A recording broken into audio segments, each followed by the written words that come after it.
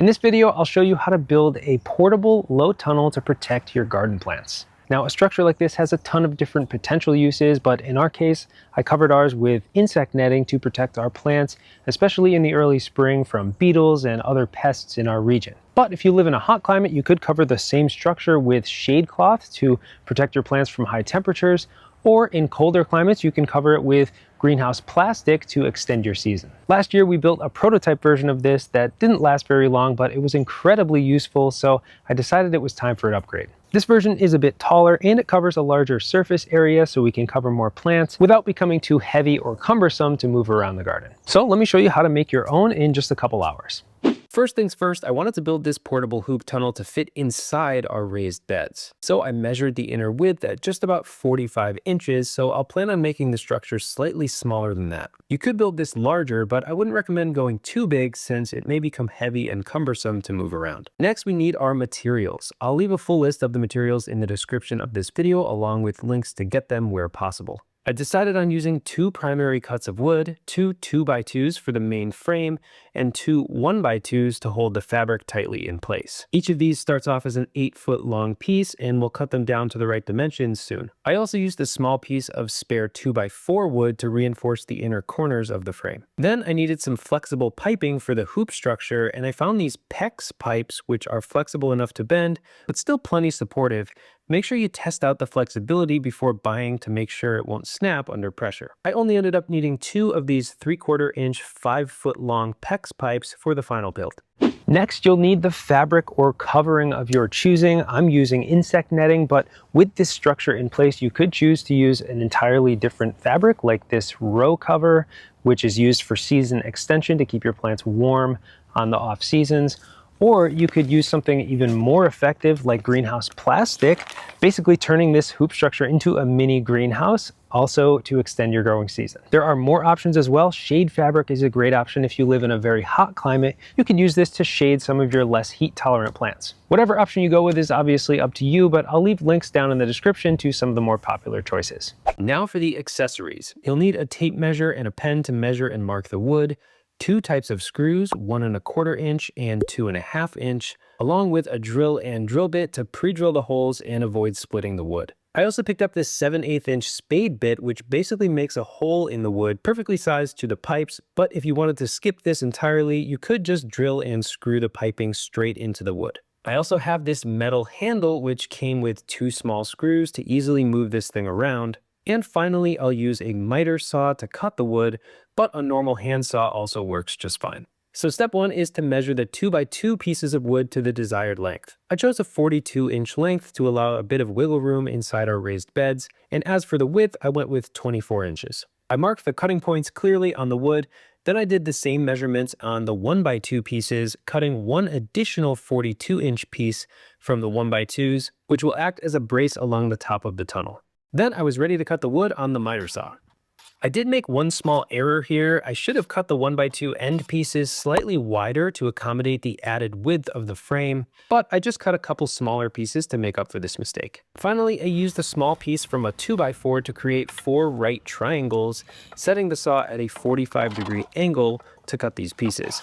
You could also use square pieces instead here, but the triangles will create less of a footprint. After all the cutting was done, these were the final pieces we ended up with. 2 2x2s at 42 inches, 3 1x2s at 42 inches, 2 2x2s at 24 inches, 2 1x2s at 24 inches, though these should have been a bit longer, and 4 2x4 right triangle pieces. Now for the assembly. I started by laying out the main frame. This is when I realized those 1x2 pieces on the end were a bit smaller than needed, so again, I just cut a couple small pieces to fill in that space. Then I pre-drilled holes and screwed together the main frame with 2 1/2 inch screws. It's important to assemble it with the 24-inch pieces going in between the 42-inch pieces. With our rectangle complete, it was time to use the spade drill bit to drill out 7/8 inch holes on the top side of each corner, so 4 holes in total. This is where the ends of the hoops will be situated and attached to the frame. Do this on the 42-inch pieces and only drill about a 1/2 inch deep to avoid excessively weakening the frame. Then I drilled and screwed into place the 2 PEX pipes to one side of the frame. Next, I bent the pipes one by one to the other side and slotted them into the drilled holes. Then very carefully pre-drilled holes and screwed the pipes into place on the other side with a 1 1/4 inch screw.